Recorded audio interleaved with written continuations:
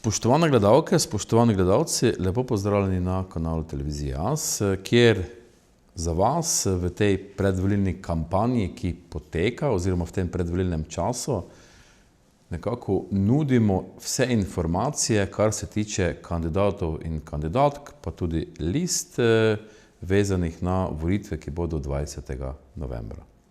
No, tokrat smo pa v studiu povabili, bi lahko rekli, veterana pomurske politike, gospoda, ki je začel kot prvi predsednik občinskega sveta v Beltincih, takrat, leta 1994, ko se je dejansko ta lokalna samouprava nekako začela v tej obliki, kot je danes. No, potem je pa nekako iz tega lokalnega nivoja gospod odšel na državni nivo, v državni svet, kjer je še gospod danes kot državni svetnik. Tako da gospod Marjan Maučec, lepo pozdravljeni v našem studiu. Pozdravljeni. Gospod Maučec, kakšni so bili vaši začetki takrat v sredini 90-ih let, pa potem kakšna je bila pot vse do danes? Je zanimivo, to je bilo nekaj novega za mene kot kmeta in obrtnika. Pojavila se pač lokalna samouprava 94. leta, določene zadeve niso bile definirane in tu sem želel pomagati za možnost kvalitetnejšega življenja obrtnika in pa seveda kmeta. Kot rečeno, strankarsko življenje, v katero sem vključen zadnjih 20 let, prej v bivšem sistemu se nisem ukvarjal z politiko, tudi čisto slučajno sem zašel v to sfero, zaradi tega, ker sem bil mladi kmet in pa seveda tudi podjetnik. Podjetnik v narekovaju, čez nekaj let potem tudi podjetnik, ampak prej pa podjetnik, ker pač drugače ni bilo možno. Ampak, ko sem jaz začel, je bilo seveda to še vse v nekih povoju, vse je bil v nekem strahu, nekega razvoja, nekega razgovora, neke rasti, kot se temu reče. V kmetijstvu itak več kot 10 hektarov je bil maksimum zemlje, v obrtništvu pa ista zadeva, omejitev zaposlitve in pa tudi sam prihodek za samega zaposlena, čeravno je bil lastnik, samostojni podjetnik, si ni moral niti izplačati, niti potem tudi socialno biti zavarovan, tako kot bi si želel, da bi potem lahko, kar se je zdaj dogajalo, čedalje bolj pride do neke normalne upokojitve v smislu kvalitete življenja in pa denarja. Isto tudi kmetje se sploh niso mogli zavarovati, so pač bili potem nekako uslišani in pa nekako rešili z nekim pavšalom, ki se potem vleče, nekateri še zdaj seveda živijo potem za 200 pa za 300 evri, kar je sramota, pa še potem se najdejo pametni ljudje, pa pravijo, ja, saj niso plačevali, pa zdaj bi hoteli radi penzijo ali pokojitev. Treba povedati, da prvo niso se mogli širiti, drugo niso mogli na trgu nastopati, ker je bilo zabetonirana cena, prodajna je tudi bila zabetonirana in se enostavno ni mogel ustvarjati nobenen produkt. In to je neka tista osnova bila, ko sem zavohal, da je možno rešiti, da se treba prilagoditi našo zakonodajo približno na zapadu, kot smo pač tako, ko smo hodili po banane, pa po Moranži tudi opazili kaj drugo, kako se razvija i podjetništvo, i kmetijstvo. In ker je pač ta moj življenjski ciklus, tam nekaj sem šel čez 30 let, ko so se pač ustanovljale občine, potem je šel tam in potem pa, kot pač mladega človeka prekmurca, ki si nekaj upa, malo več, ki potem na koncu plačaš kazen za to, ampak vsi pionirji ali pa vsi neki začetniki so to doživeli, ni nič novega, zato sem šel tudi potem v občinske sfere in potem te kar porine naprej, nišče ti pa ne pove, da nimaš pokritega hrbta, da te čaka kruto, grdo življenje, ampak je pa tudi neki pregovor ali pa svetopisemsko zadevo, da Bog naloži težko dela tistemu, ki jih lahko prenese. No pa, Kako vi gledate sedaj na to politično situacijo v deželi ob Muri, predvsem z vidika vaše Slovenske ljudske stranke? Ja, jaz mislim, da Slovenska ljudska stranka kot taka bo obdržala stabilen rezultat, ampak bolj me ne moti, bolj me sem razočarani, da se zdaj pojavlja, da v krajevne skupnosti sploh ne vlagajo list, niti ne stranke, niti tako zvane liste, tako da nekateri krajevne skupnosti v beltinski občini sploh ne bodo dale, pa tudi v širši okolici Prekmurja. Bojim se, da bo slej ko prej se pojavilo nekako temu se da pokazati tudi to nezainteresiranost za župansko funkcijo, čeravno jaz sem tu zagovornik, ampak ne tako čist direktno, da ne bi bilo volitev. Sam bolj zagovornik, da se 2, 3, tam nekaj do 3 mandate, če je prvi mandat dober župana, da se ga pusti pri miru, da se ga takoj ne ruši prvo naslednje 4-letno obdobje, tako nekaj 12 let bi naj bil. Nisem pa potem, da spet nekdo 8 pa 10, pa ne vem, kak je let na tej zadeve, ker to je samo funkcija, ki je vezana na širšo populacijo. Populacija se spreminja, generacije se spreminjajo, težko je slediti in pa predvsem največja težava je tudi okolica, ki potem lahko te v srha ali te naredi samo všečnega in potem težko slediš napredku, ki je nujen. Kako vi gledate na to, da v občini Beltinci imate samo enega kandidata za župana? Ja, očitno smo v Beltincih imeli vedno težave, nikoli nismo bili zadovoljni. Prvič smo tako zelo zadovoljni v narekovaju, da se nišče ni odločil. Jaz sem tudi nekako v programu napisal, da še 2 mandata tudi ne bomo dali mandata v ljudski stranki, ker mislim, da je nekako zadeva umirjena, kar se tiče sodelovanja. Seveda definitivno bomo pa aktivno in zelo aktivno pomagali županu z rokami in z možgani, da ti mislim, da določene zadeve so v naši občini še možno razviti in mislim, da ta potencial je v določenih lokacijah, zemljiščih, neke zadeve itak treba urediti, ker se pač zgodila nesreča z mlinom na Muri. Ampak velike večine te klasične prve zadeve, kar se tičejo za vsako lokalno samoskupnost, ker treba vedeti, lokalna samoskupnost je po domače malo bolj fino povedano, kar je komunala.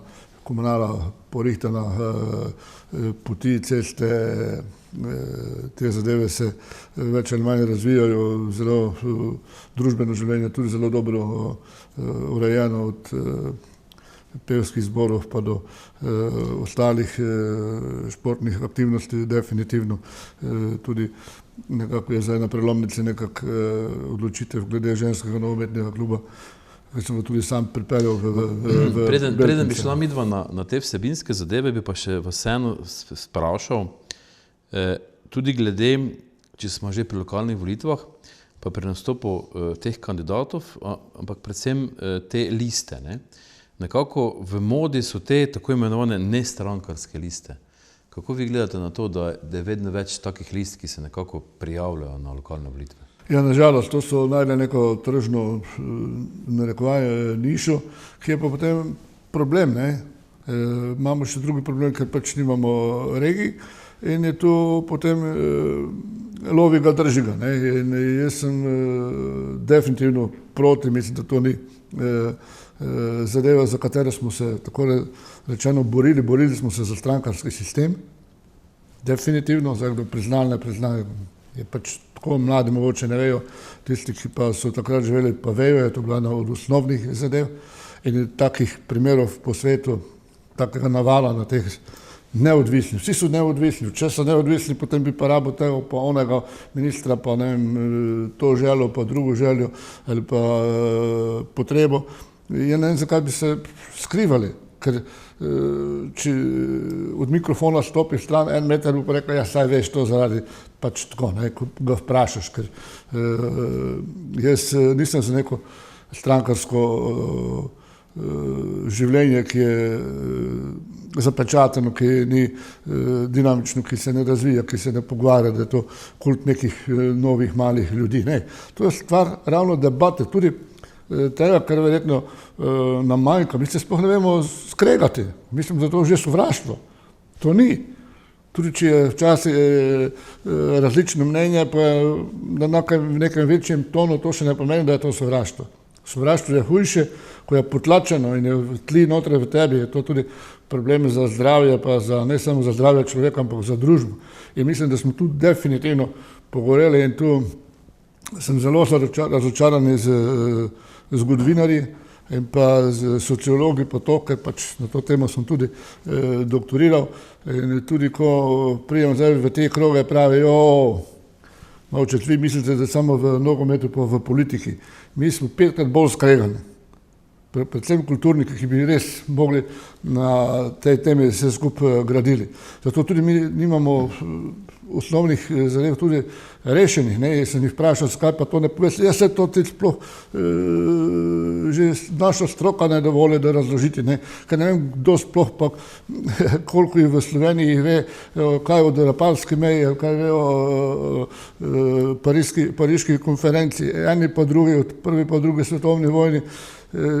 Pa hvala Bogu imamo nekaj knjig, tudi naš župnik, mislim, kaplan z Beltince je napisal nekih zelo pomembnih zadev, ki so datumsko resnični, nekateri potvarjajo, nekateri gradijo, da demokracija se je začela, pa ne vem kaj še ne z Mursko republiko, pa daleč od resnice. No, gremo sedaj na vašo listo Slovenske ljudske stranke, s katero tudi dejansko vaša stranka je prisotna na volitvah v občini Beltinci.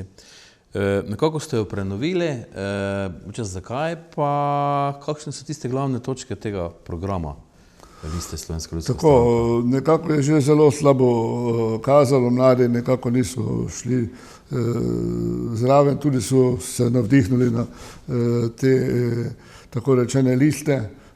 Jaz sem vztrajal, pa potem tudi pomagal, da se pač ta slika obrnula v to smer, da so pač mladi, ki so bili iz naših vrst, šli zraven, izpolnili smo kompletno listo, tudi kot roko za nadaljnje sodelovanje.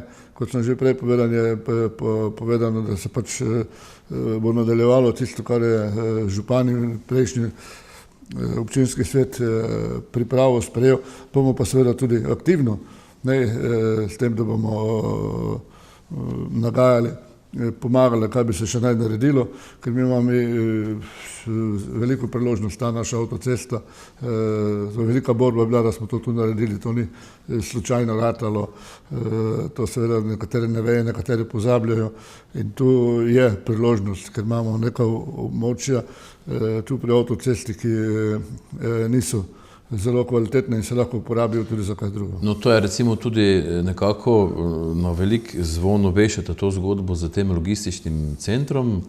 Kako je, kaj ta zadeva daleč? Ja, to je z 2006. leta v programu bilo, pa ni narejeno. Tu je Zakaj ni to narejeno? Krivcev več. Največ jih je bilo tu v domači občini, tudi z domačimi župani, brez tega zadnjega, ta zadnji se, Marko se trudi, pa nekaj zadeve so že malo problematične, da so šli v stran, ampak mislim, da se bo dalo rešiti, ne bo pa enostavno. Bilo je zelo lažje do tega priti, pa so pač nekateri prespali. In mislim, da je to zadeva, ki je ena od takih, ki jo z vso silo moramo, z vso pomočjo, vsemi poslanci, ne vabiti poslance samo na občinske praznike, pa na 2 deci vina, pa se vsem ploska, drugače pa malo kdo prije. Pokojna Mariška je bila tu najbolj vztrajna, še mogoče kateri se zdaj pojavljajo, 2, 3, Horvat pa Lendovski, nekateri so pa malo kar zaspani, v Ljubljano so srečni, da so tam, sicer ne vem, zakaj so lahko srečni, ker to tudi pa se jim krivica zgodi, ker pa čez 2,5 do 3 tisoč evrov plače, to ni neka bogatija, po drugi strani pa so tudi odsotni od družine pa od vsega drugo kot v Ljubljani, ki tam živijo, ne. Tako da prekmurski župani, mislim, poslanci imajo to težavo, ampak sem pa prepričan, da so premalo glasni. Ta logistični center, kdaj bi ga lahko dočakali občani in občanke občine Beltinci? Zdaj je težko povedati, pravim, da bo trebalo videti, kaj bo ta nova obstoječa vlada na to odreagirala. 2-krat je že bilo gor dol, to imamo težavo očitno z razumevanjem vlad, ko pridejo, mislijo, da so bogovi, pozabljajo to, da bogov ni, če pa že so v nebesih, na zemlji jih ni. In jaz sem zagovornik, zato sem tudi že prvi stavek, prvo bodo naši člani delali, pa pomagali tisto, kar je že pripravljeno občinskega sveta in pa predvsem tudi župana in pa počasi bomo tiste zadeve, ki mislimo, da je treba dopolniti, naredili. Mislim, da se tako dela. Nihče nima pravice za sabo vse pokositi, pa čakati, da bo nekaj novega zraslo.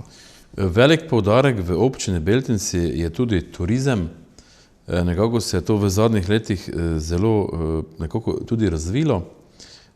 Je nekako ta občina Beltinci prišla na turistični zemljevid Slovenije.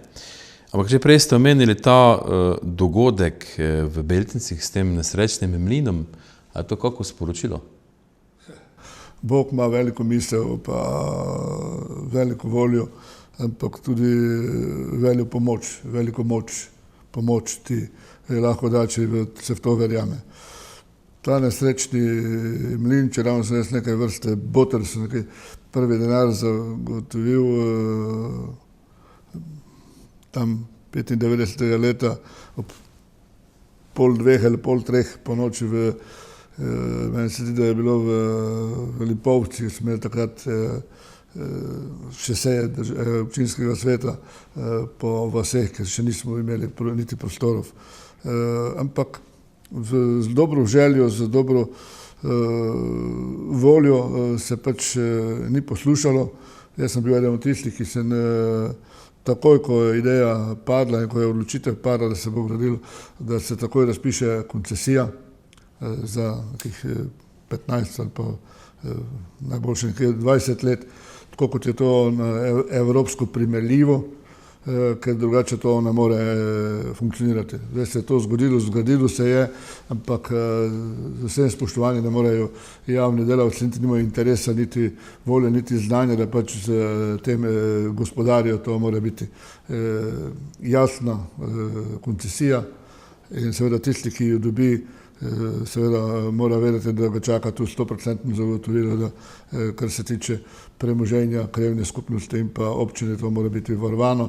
Definitivno pa tudi možnost za razvoj, ker brez tega pa brez vlaganja ni. Tega denarja občina nima, država pa tudi ne bo dala. Tu se lahko ta prepletenost državnega denarja in pa privatnega združi in na ta način to lahko nastane. In to je zelo blizu za videti, zelo hitro se to lahko naredi, ker to je pa za to, kar imamo pa ime. Ker do imena, pa vemo, marketinško to pomeni par milijonov stane, da lahko do tega priješ, ampak seveda nič ne pomaga, če to zdaj stoji, pa pač ne bo šlo. To, kar se je zgodilo, pa te obtožbe, pa to jaz na to ne pristajam, nišče ni namerno nič naredil, če je, potem policija to ne ugotovi. Če pa ne, pa treba čim prej zgraditi novega, pa se naučiti na napakah, na tiste, ki smo nekateri tudi opozarjali, da se tisto ne ponovi, pa se naredi zgodba o uspehu in to je možno. Beltinci so bili nekako zelo športno znana občina, predvsem nogomet je tudi bil zelo pomemben. Spomnimo se tistih derbijev med Potročnik Beltinci in pa med Muro, pa tu je še bila Nafta. To so bili pravi derbi, to so ljudje romali tako v Beltince ali pa v Mursko Soboto ali pa v Lendovo. To je bilo vedno zanimivo. No, nekako je potem ta nogometni navdih usahnil potem. No, se pa je nekako potem zadeva vrnila z ženskim nogometom, morda ne v takem velikim navdušenjem, ampak vseeno, nekako ste vi tudi ta ženski nogomet pripeljali v Beltince, če se ne motim, bili ste tam, mislim, da tudi predsednik tega kluba, pa morda še vaš ta komentar glede nogometa v občini Beltinci ali pa tudi nasploh športa v občini Beltinci. Kar se športa tiče, prej sem bil predsednik moškega nogometnega kluba. Jaz sem tudi zgradil v mojem predsednikovanju, smo zgradili stadion. Tako da ta nit gre naprej. Jaz sem potem šel v stran, ker ni bilo soglasja. Jaz sem želel narediti vertikalo do tretje lige, ki bi bila povezana tudi sodelovanje z Muro. Pa bom to povedal potem naprej pri ženskah. Je potem pač se je zgodilo, kar se je zgodilo, kar je normalno, pa ni nič narobe. So cikli gor pa dol. Treba vedeti, da so mi takrat bili najmanjša vas v Zemeljski Krogli, ki je bila v prvi ligi. In potem vsako življenje ima padce gor in dol. Ampak hvala Bogu, jaz sem potem tudi, ko sem šel tu stran, ker pač niso hoteli, da bi športna zveza pa to vse skupaj koordiniralo in vse skupaj živelo. Jaz sem vedel, da to slej ko prej bo šlo stran, ker če je neka zadeva vezana personalno, je bila vezana več ali manj na Ketlera in potem na mene, to na dolgi rok ne more živeti. In žalost se je to tudi zgodilo. Hvala Bogu so potem mene določeni ljudje prepričali, da sem šel v Firovce, v ženski nogometni klub in tam smo zgradili tudi slačilnice. In potem konec koncev je vse skupaj doneslo do tega, da ker pač je bilo vse prazno v Beltincih, da pripeljamo ženski nogomet sem. In tu pa vas moram popraviti, rezultat ženskega nogometa je že to, da se z Evropo na evropskem nivoju igra, kar Beltinci niso nikoli igrali. Nisem mislil uspehom, ampak nekako prebivalci še niso dojeli tega ženskega. Tu mislim, daleč od tega, seveda, vsaka čast ženskemu klubu, kapo dol, odlične so, super so, ampak nekako sem želel to bolj povedati, nekako prebivalci še niso dojeli tega. Se strinjam. Ampak stavek morajo končati, da so ženske... Stavek morajo končati, s tem ženske so dosegle več kot moški, vsaka in čast, ampak so zdaj tudi na prelomnici, zelo veliki prelomnici. Kajti prvoligaški klubi morajo imeti statusne in pa pravne sisteme, zadeve rešene z nogometašicami in to se ugotavlja, da v Beltincih to ne bo možno. Zato sem jaz zagovornik, da se to naredi neka tripartitna pogodba glede lokacije z občino, z županom in pa potem, ker je toliko kvalitetnih igralk, da lahko z tega bi se naredila dva kluba, tako da bi oba igrala v prvi ligi in pa seveda pa tudi imeli naraščaj, tudi v Bratuncih so zadovoljni z tem, da gostijo tam ženski nogometni klub in to počasi raste. In to, veste, to, kar počasi raste, je še boljše kot tisto, kar hitro zraste. Tako da jaz sem prepričan, da vodstvo kluba enega in drugega in pa občina Beltinci z županom na čelu bodo najdli prava rešitev. Jaz sem pa pripravljen za svojimi izkušnjami pa poznanstvo ene pa drugih ljudi, ker tu zdaj ne sme biti mišic, tu mora biti možgane, ker to je 20 let trdega dela, da ustanoviš taki klub v takem malem okolju z tako reputacijo in pa z takim napredkom, to je zelo, zelo težko in vsaka čast vsem, ki delajo na tem. Se politika tega zaveda, tega potencijala, ki je v občini Beltinci. Ja, mislim, da se župan zaveda in zelo korektno Kaj pa nastopa. občinski svet? Tega nisem testiral, ne vem, ampak mislim, da če ne bi občinski svet, tudi župan verjetno bi bil proti, ampak vidim, da ni proti, da čujem glavno pozitivne signale in zdaj samo morajo občuvati, zdaj so v finalah, zdaj treba občuvati to, da ne bo tu dvoje zdaj boljši, ta ali pa ono. Tu zdaj ni druge rešitve, da se pametni možje, kot se temu reče, dajo glave skupaj in zadevo rešijo. Morda okrog, če se vrnemo sedaj malo na volitve, pa v Beltince, pa na Slovensko ljudsko stranko, pa na to vašo listo, ki kandidira. Kakšne so pričakovanja na volitvah, na volilni dan? Kaj pričakujete? Kakšen rezultat pričakujete? Ja, zdaj tako, v mojih časih smo imeli 6-7, pa 5 svetnikov od 18. Ne? Zdaj nazadnje sta bila 2. Pa nekako napoved, da ne bo nič ali pa eden. Jaz sem prepričan, da bo to 2 ali pa 3. Tako so po mojem občutku, ker drugega kot občutka pač nimam, ker zdaj nisem 100% v tej sferi, ampak so me povabili, pa nekako sem se tudi čutil dolžnega, pa nekako, če sem čisto pošten, bi me zabolelo, če bi ljudska stranka tu stagnirala ali pa šla na slabše, ker konec koncev jaz sem tu začel mojo politično kariero, tudi kot predsednik občinskega sveta, predsednik ljudske stranke regije in sem z veseljem pristopil k temu in tudi v zelo kratkem času smo uspeli pripraviti program, ki ima glavo in vse na svojem mestu. Tudi povedali smo, da bomo županova roka in pa glava, se pravi, bomo delali pa tudi, probali tudi kaj predlagati. Letos so pa tudi na sporedu volitve za državni svet, pa morda, če našim gledalkam in gledalcem mogoče pojasnite, kaj več o poteku teh volitev, oziroma na kak način pridejo, bom rekel, člani državnega sveta, oziroma na kak način so izvoljeni člani državnega sveta. Tako, državnih svetnikov je 40. 22 jih je z lokalnih interesov. To pomeni, da je Slovenija razdeljena na 22 območij, kjer občinski sveti med sabo, glede na veličino občine, za vsake 5000 imajo enega elektora. To pomeni, da v Prekmurju vse občine, ki imajo 5000 prebivalcev, imajo enega elektora. To so vse, razen Murske Sobote, ki ima 4, Lendava, ki ima 3, Beltinci, Pučnice in Moravske Toplice pa 2, ostali pa 1. Vse skupaj je 27. Potem pridejo na določen dan, to navadno tam nekje 22. 23. novembra, na 5 let, ti elektori, teh 27 ljudi, pridejo pač kot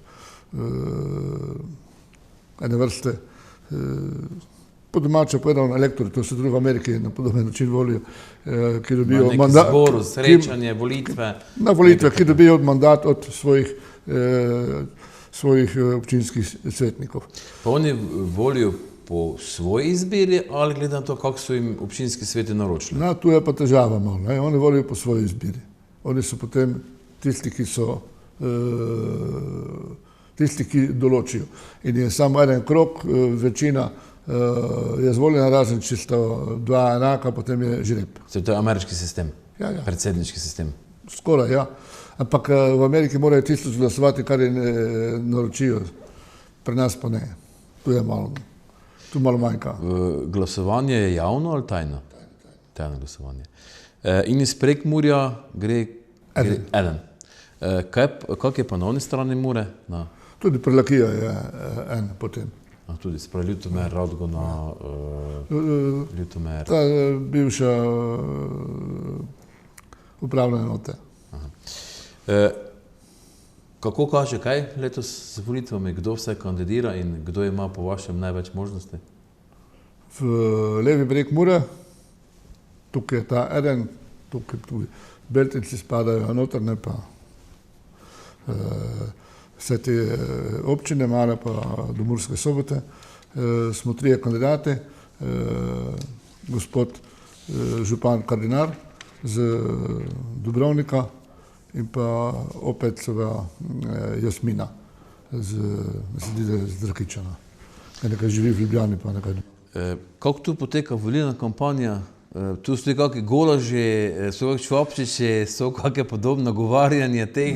Ali na kakšen način je tu poteka ta nekako predvolilna kampanja?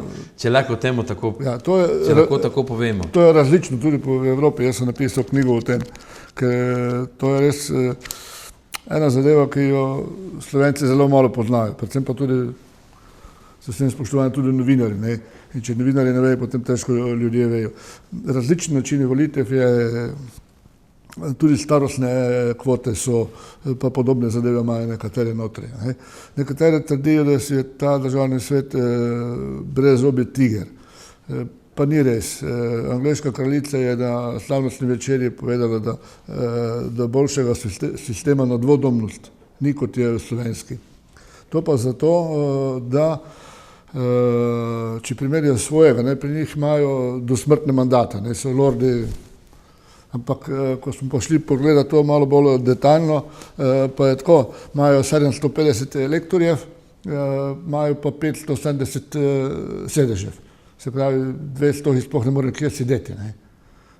Ampak to so neke take zadeve, ki so preživete.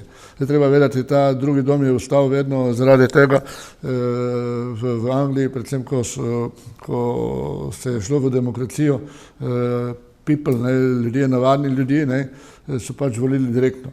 In seveda ti niso marali gospode pa premožnih ljudi in seveda zaradi tega ne bi bili nikoli izvoljeni, zato so se izvolili oni kao drugi dom. Tam so bili noter in so imeli tudi tako zvane zaščito. To seveda se z stoletji spreminjalo, ampak obstaja pa potem še neke zadeve tudi v zadnjem stoletju, pa tudi v zadnjih 50 let, naprimer Romunija, takih primer, Romunija, ki ima polno dvodomnost, ker sta oba doma enaka. Pri nas je ta asimetričnost, to pomeni, da državni zbor ima odločilno funkcijo, državni svet pa samo, da opozarja.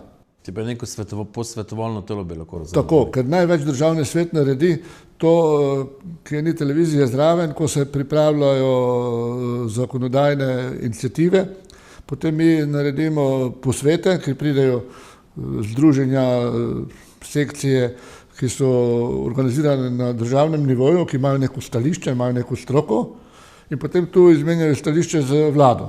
Mi smo kao neki posrednik, ampak tega ni nikjer. Potem je samo tako zvane veto upevanje, ki pa sploh ni res. To ni naš cilj, niti naša želja, ker s tem se nič ne naredi.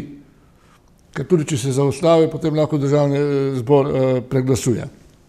Včasih se pa zgodi, da sam državni zbor potihoma pride do tega stališča, da bi se zakon zaustavil. Vendar tu je pa ena težava, da statut, poslovnik državnega zbora ne omogoča, da bi državni zbor prisluhnil državnemu svetu, ampak glasuje. To je v času Anderliča pač zaradi vehemence bila obrazložitev taka, da se sam ponovno glasuje. Ne da pa se ponovno predebatira. Tako zvano četrto branje bi moralo biti. In to kvečemu vsi zagovarjajo. Jaz sem zdaj 20 let tam. Vse vlade takrat, ko so začeli razumeti to svojstvo državnega sveta, so padli, ali so jih zamenjali, ali pa bile volitve. Tako da to je še moja edina želja, da bi se to naredilo, ker tudi, ko si personalno pogovarjaš z vsemi, z novim predsednikom vlade, še nisem govoril, z drugimi pa itak vsemi, vsi to razumejo. Ker dejansko je to pomoč državnemu zboru, da mi zaustavimo, ko oni ugotovijo, ko je zadeva proti koncu že, ugotovijo, da je nekaj narobe. Oni zdaj imajo v svojem poslovniku tako, da samo zavrne. Zdaj pa, če želiš novi postopek delati, nove zakonodaje, tudi če si tako močen, kot je ta vlada, rabiš par mesecev, da ponovni postopek spelješ. In zato je tako zvano četrto branje zelo, zelo dobrodošlo in upam, da bo slej ko prej sprejeto. Pod katero vlado je bilo morda najbolj enostavno delovati, pa pod katero je bilo najtežje? Ni bilo razlike, mi to tudi jemljemo kot tako zaradi tega, ker mi nismo opozicija. Mi smo sestavljeni, nisem nadaljeval teh 22 elektorjev za občinske sfere, potem so 4 za gospodarstvo, za zbornice, te so 4 sindikalisti in potem so 4 kmetje, mislim 4 kmetje in obrtniki, 2 kmeta, en obrtnik pa en inženirska zbornica pa to. In potem jih je pa 6 z družbene dejavnosti od šolstva, visokega šolstva, medicine in pa inženirji, kot rečeno, pa tudi znanstveniki, pa tako naprej. In to je zelo heterogena zadeva. Plus toga so to vsi ljudje, ki so vsi visoko izobraženi, plus toga so vsi zaposleni v bilo kakšni sferi, 99% v tisti sferi, v kateri pač tudi delujejo.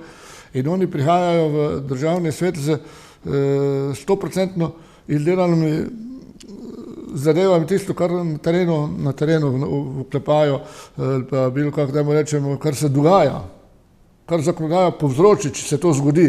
Zato se lahko pripravi in se prej upozori, kar je narobe. Kar je vsak dan tam.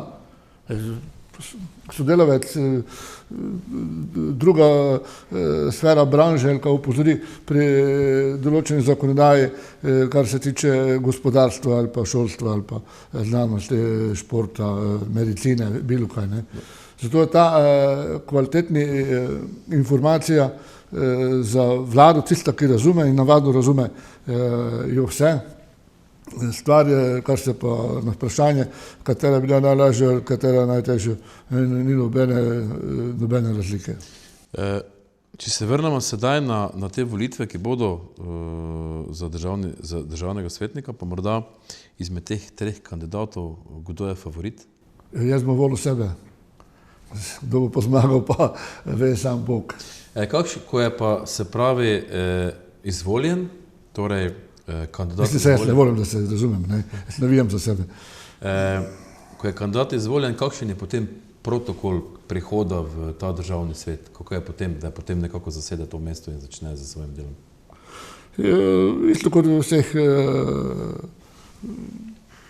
v občinah se pač mandati volilna komisija, državna da in se potem mandate potrdijo ali ne potrdijo. Zgodili se tudi, da se že ni potrdili. Je bila tudi sodna zadeva. Kangler je bil taki primer, da pač niso potrdili svetnika. Mislim, da je neumnost, ker če pač ljudje izvolijo, se na koncu tudi Ustavno sodišče potem tako reklo. Ampak to so zelo, zelo velike izjeme, pa 2-krat, 3-krat je še bilo pri Šuštaršiču, gospodu, ker so imeli zapleten postopek imenovanja in pa izbiranja elektorjev, ker ti elektorji se zbirajo glede na število. Tu smo rekli za občine, za količino pa število ljudi, pri drugih združenjih pa to, koliko združenj je, pa koliko je tam zaposlenih, pa taka kar precej komplicirana zadeva, ampak vse gre na to, katera branža da svetnika, koliko ima elektorjev, je povezano na število zaposlenih v medicini ali v tehniki ali pa tako naprej. Torej, mi vam seveda želimo čim boljši rezultat na teh volitvah, da boste dobili čim več glasov in da boste čim bolj uspešni. Drugače pa čas našega pogovora je potekal. Jaz se vam zahvaljujem za obisk našega studia in čim več uspeha pri vašem delu. Hvala, jaz bi vseeno povabil naše občane z Beltinic, da grejo na volitve, pa tem novi generaciji SNS-a, da je možnost, da naredijo, kot smo mi naredili, pa še kaj več, ker v zadnji čas smo malo zaspani.